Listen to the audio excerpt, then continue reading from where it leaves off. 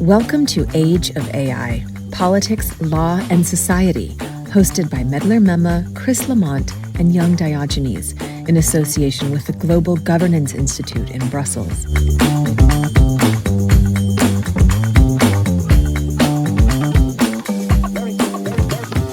Hi, I'm your host, Medlir, coming to you from Brussels. And I have the pleasure of welcoming back to our program, this time in person, Elena Ardelean, founder of AIDA. Elena brings over 12 years of experience in advising governments and international organizations on AI across Europe, Africa, and the Middle East. She has spearheaded strategic reforms and AI initiatives at the Tony Blair Institute in Dalberg, focusing on public sector innovation and sustainable development. Elena co-chaired the UN's United for Smart Sustainable Cities initiative and founded AIDA, empowering youth through AI education. She holds an executive MBA and certifications from Harvard and Stanford, complementing her academic foundations from Sciences Po Paris and the University of Vienna. Elena, welcome back to the program. Hi, Medlir. It's a true pleasure to be back, and especially in person in Brussels. That's right. I have you across the table here, and I think this is the first in-person, I know this is the first in-person podcast we've done, so hopefully this will be a bit more, a bit more natural. We'll see how that goes. Now, we had you here in the very beginning of our podcast talking about your project then with AIDA. Tell us what you've been up to in the intervening, 2 or 3 years now. How long? Yeah, at least 3 years, I think. And actually coming here, I was thinking about the discussions we were having back then. And we were saying that it was clear that the question was not if we wanted AI for good or not, but more what kind of AI we wanted. And I think this question is still on the table. And yes, life has taken me in different places since we had a podcast. I've been in Africa, so in West Africa, based in Senegal, but worked across Africa on AI and digital transformation and also economic empowerment for youth and women with Dalberg, as you were mentioning in the introduction, but also through AIDA. And then more recently, I joined TBI, so Tony Blair Institute for Global Change. I was advising governments on different reforms necessary for digital transformation and also innovation and AI. So yeah, I've been quite busy actually. And it feels like you have the searching foot. In my personal experience, I've always enjoyed being able to every 2 or 3 or 4 or 5 years change locations, change positions, and that gives you a chance to grow and expand. And your experiences seem fascinating. Well, we are here in Brussels today, and part of the reason we're here is because we are participating in this. We're putting together with the Global Governance Institute, and you're participating in that program on AI for sustainable development. And so this conversation really is to give also our listeners not a preview so much as a recap of what your remarks will also be about, but more importantly, what your work, at least to date, is about. So one of the things that you are introducing today, at least, at the AI for global governance and for global sustainable development, rather, is this idea of a matrix framework for inclusive AI and sustainable development in low resource settings. Tell us a little bit about that. What is that about? Absolutely. It's a tool that I'm still actually playing with, and it came as a way for me to navigate some of the work that I was doing before, and also observing this context, as you were saying, low resource context in governments and how they approach basically change in general. So I thought it would be useful to share this with you and with the participants later today.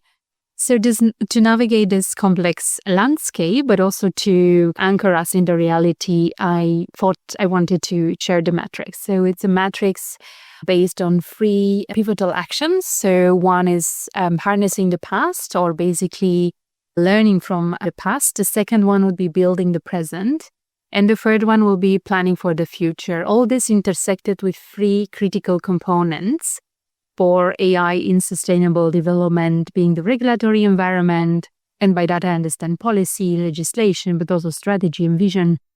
People in terms of skills needed, but also people as decision makers, and we have here different groups, different stakeholders in terms of people, and the infrastructure. So I hope that by examining the intersection of those 3 dimensions, we will be able to highlight or begin to highlight the roadmap on how to tackle some of the challenges that AI basically present in those environments, and how we could better respond to address the sustainable development objectives. Well, so let's define some of these terms, because you're talking about the matrix, as you pointed out, and you're looking at this, you said regulatory framework, digital infrastructure, and people.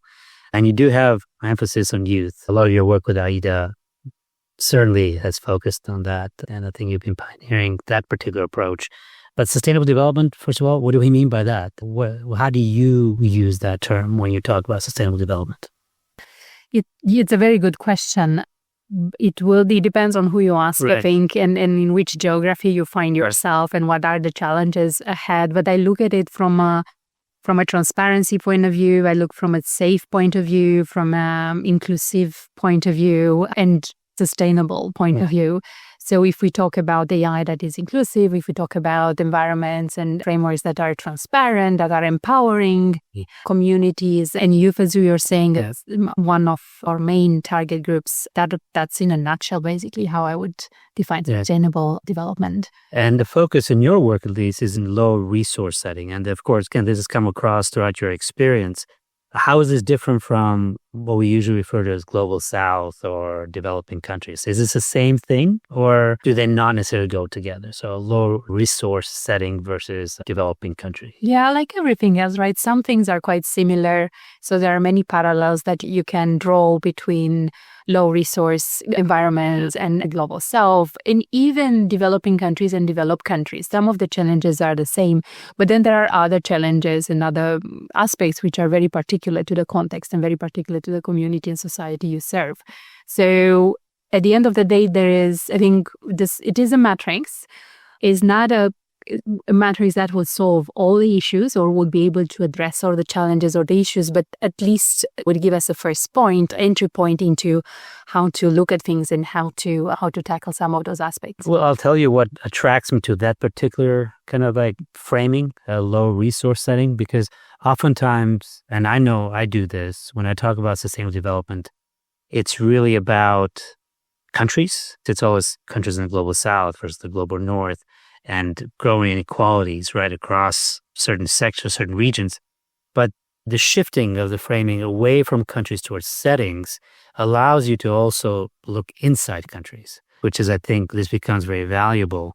Because again, I get caught up talking mostly about inequalities across countries, but so much about both opportunities and challenges of AI have to do with internal inequalities within countries. And there's different settings for that as well. Do I have this right? I mean, is that what it is? Absolutely. And there is a lot of research basically that proves on how AI can solve some of these inequalities within countries, but also increase them if we don't have the right approach to AI development and to AI adoption. This is where I am, an advocate for youth as being one of the key stakeholders in the dialogue, being the decision maker of today, and the future generation for which we are preparing, let's say, this planet, basically. And going back to the roundtable and discussion of the roundtable, the Pact for the Future, it's, in my opinion, exactly about that. Things about and highlights concrete steps into how can we prepare the future for future generations, but the generation that is involved today and should be involved today in the decision-making process. Yeah, that was a question I was going to ask. Is I think earlier today when we were discussing this offline, we were talking about that so much of the conversation and decision-making about future generations is made by current generation, meaning like you and I, rather than actually the youth themselves. I know we're young, but it's not the youth. But what you're saying and what your work with AIDA has been, it's really including this youth in discussions and decision-making. Absolutely. First of all, making people aware, making decision makers, others than youth, aware that they are missing the point and they are missing the main target group that should be basically part of this discussion. And we did that we used two different types of research to understand exactly the landscape before we went out there and started discussing things. So first was for us to map global AI assessments. So we collected, research, and analyzed over 128 global AI assessments, being that a regulation, a white paper, legislation, everything that we could find online, and that was basically in English, we could understand and analyze, we looked at it. It dates a little bit, this piece of work. It stopped in 2020, so there has been quite a lot happening. Yes. But however, looking back to that research, we were astonished to see that a lot of emphasis was actually set on ethics. So ethics was a big focus for those documents that were out there. However, there were very little mention of youth or of women in general in these assessments and how you would make AI inclusive and taking this group into consideration. So that's one. And also, of course, a huge gap in terms of geographies. Most of the countries issuing this kind of assessments were Western countries. Yes. So while other regions and parts of the world were neglecting, Right. I would have to look again to the data and see how that has changed over the past 4 years. So that's one piece of research. And the second piece of research is on youth. We wanted to understand youth perceptions and attitudes towards AI. So we ran a global survey and also organized a few focus groups. And a few things came out. So first, youth want to be involved. Over 80% of the respondents wanted to be involved. Yet only 60 really understood what AI was in beyond Facebook or beyond Instagram and other tools that they were using, which again proves a lack of awareness and the fact that we need to do more and to do better.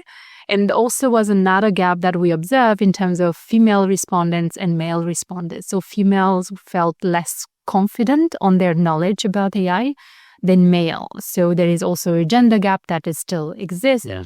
And also in terms of educational, so students or respondents coming from STEM background felt more confident and had a higher knowledge about AI rather than other, let's say, field studies, which proves that, in my opinion, there are a few things or conclusions that we can have from this piece of research, but one is that definitely education and school still remains the main channels for transmitting and communicating knowledge to children, that we need to do better at home in explaining what AI is to kids. We need the civil society to be more involved. We need the public sector to be more involved. Because, as we all know, AI comes, and you were saying as well before, offers many opportunities and yet also presents really tremendous challenges and risks. Yeah, that's brilliant. I was just thinking when you're talking about parents educating their children, I imagine there may be some pushback from parents or adults in people's lives and the youth lives that say, well, we don't understand the technology ourselves. And I think this is where the role of organizations like yours, but also that you're saying just public sector organizations or even private actors becomes so important, because then you provide tools across society, right, to understand more. Let's just take a quick look, because when you introduced what your contribution at the roundtable would be, you talked about the past to inform the present and future. Let's talk about the past very briefly and then just go to the present and the future. Can we talk about some of the recent AI developments? And since we're talking here about education, talking about children, maybe the future of work, how do you see past developments in AI and their impact on the future of workforce and work generally? Yeah, amazing. Great question. Well, I see it being very fast, very difficult to keep up with for legislators or for people in general.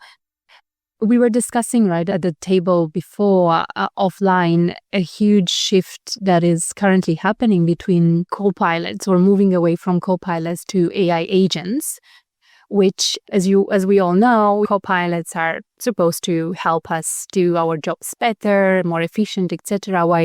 While AI agents come with another agency, with another power in terms of tool, which presents a risk for restructuring certain organizations, certain departments, can present a risk to layoff, which can present a risk to reimagining certain industries. And I see this change happening today, and even more so maybe next year, and in the next 3 to 4 years, I will see this shift impacting more and more the future of work and more labor markets and industries. Are we prepared for that?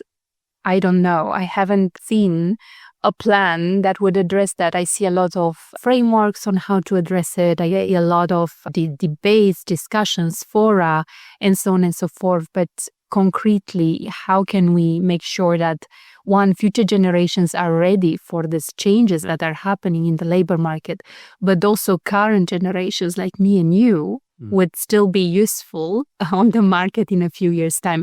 And of course, I'm dramatizing the situation, but it is real. Nobody thought that ChatGPT and will become this powerful. If you 4 years ago or 5 years ago, you would have wrote someone, this will definitely become very powerful. PricewaterhouseCoopers will have it installed as one of their main tools, using it at their workplace, and so on and so forth. We thought it would be more like a chatbot. Well, it's not, right? It's much more powerful than that. I'm thinking, going back to our initial conversation about these low resource settings, these stuff that I've read, I hope it's better than stuff, right? But that's some of the report and research that I've read on this is that developing countries and regions within those developing countries, so the low resource settings, referring to your term here, may actually be less impacted when it comes to labor force than actually developed countries. And the reason for that is because, right, in developing countries, perhaps the infiltration of technology is not quite, right, as deep. And so you're less exposed to this digital transformation or revolution.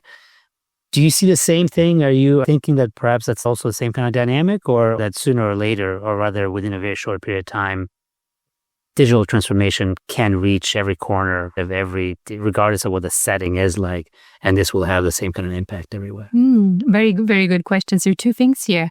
I think it's reaching already the low resource contexts, and it's definitely shaping already what is happening on the labor market there.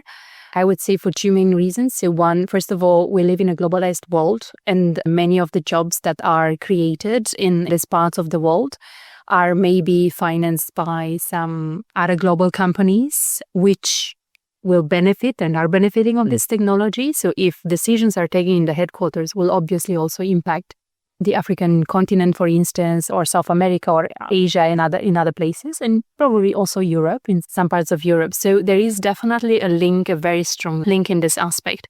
And second, I see many countries, for instance, on the African continent, starting to invest seriously in having the right digital public infrastructure, in preparing themselves to not only keep up with the changes or serve their citizens with best services, but also be competitive on the African continent and maybe be competitive also worldwide. Now, there is still an imbalance in terms of what kind of technology, where is it created, who sets the rule, etc. But these parts of the world are not only catching up, but they are thriving to some extent. And let's not forget, if we have fintech today, it's just because Kenya a few years ago needed a system to pay as fast and as easy as possible and pay that and make that payment with their funds. So some of the innovations and some of the best innovations in the world really come from that part of the world. So I think it's maybe a way to dilute a little bit the conversation in saying, oh, they will not be impacted as much. I think they are already, and they will be impacted even more. I think you're absolutely right. I do remember a while back, while in Uganda, this was 15 years ago now, 14, and I was really just impressed exactly by the integration of these technologies for the banking sector and everything. Things that we're seeing actually in other parts of the world only recently, including phone banking type of technology, which in Africa actually took place a long time ago. And so that was actually very surprising in a good way. One of the things that coming back from the UN Summit of the Future in New York that I noticed as well is that there was a lot of conversation and I think a lot of initiative on the part of the global South countries is saying, we are not asking for the West, the developed countries, to bring technology to us.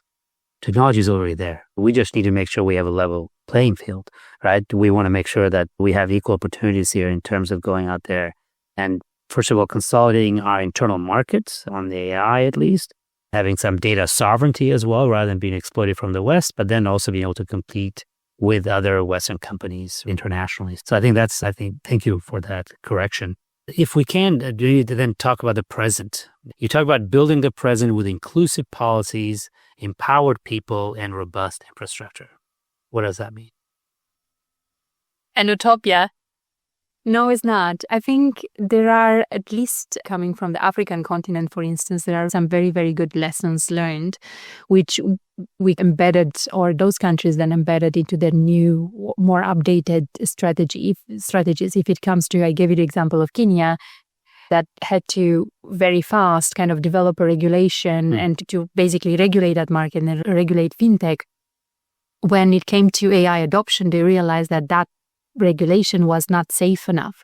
So they had to go through a process to make sure that data is protected, that there are safety requirements in place to adopt and scale AI adoption, AI solution in general. So some of the lessons from the past can be then brought into the present.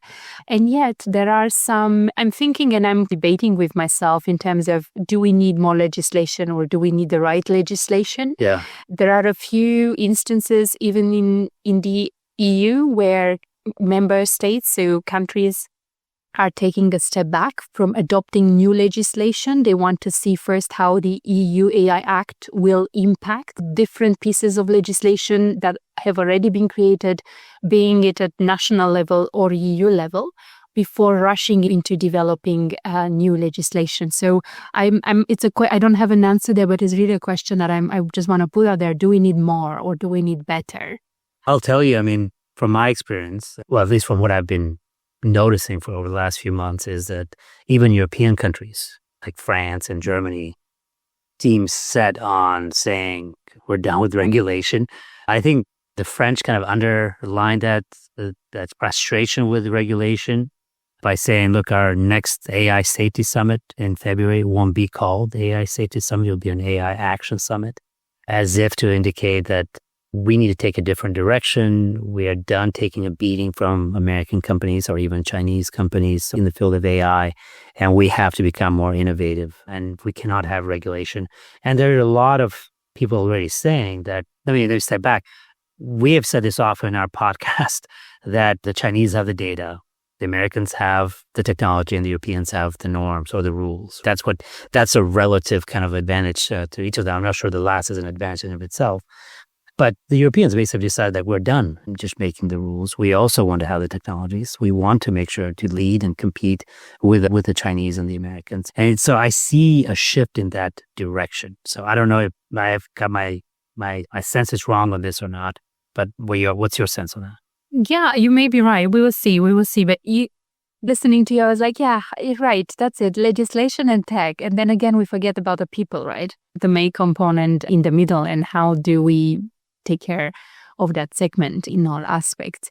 And this has been actually the moment we really started considering AI as one of those tremendous, technologies. So if we think 10, 15 years ago, and then when I started looking into it more seriously about 8 years ago, a lot of investment went into the technology itself, into doing the right app, having the platforms, etc., but very little investment, being it from the private sector or the government or public sector, went into the skills, went into the deep research, understanding the economic impact, assessing all of those aspects. Everybody rushed to the tech.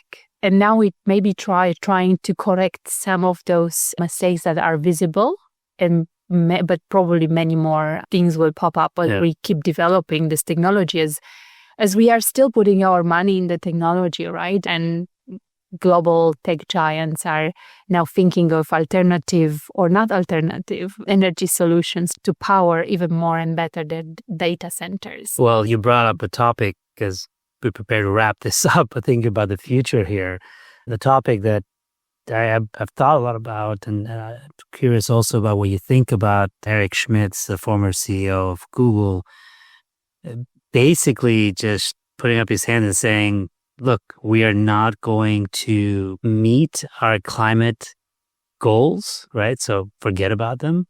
We just don't have the act together. And so any attempts to conserve energy and all that, it's just not going to work. It will not be enough to turn the tide when it comes to climate change.